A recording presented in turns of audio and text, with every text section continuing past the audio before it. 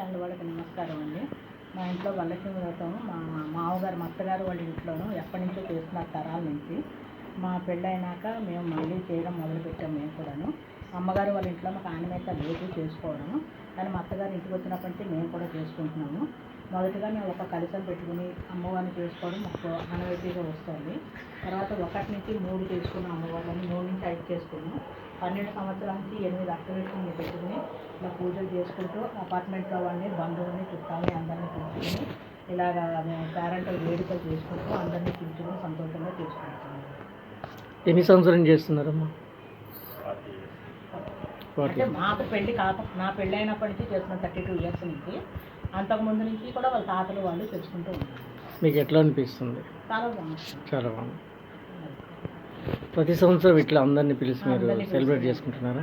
Apartment వాళ్ళందరినీ పిలుచుకుంటాం, కొత్త వాళ్ళని పిలుచుకుంటాం, అందరినీ తెలిసిన వాళ్ళందరినీ పిలుచుకుని చేసుకుంటున్నాం.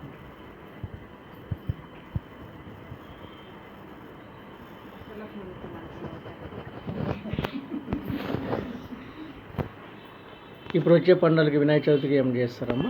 వినాయక చవితి అంటే కింద తెల్లారితో అపార్ట్మెంట్ తరఫు నుంచి వేస్తూ ఉంటారు. దానికి అందరం కలిపి అందరు కలిసి చేస్తాం.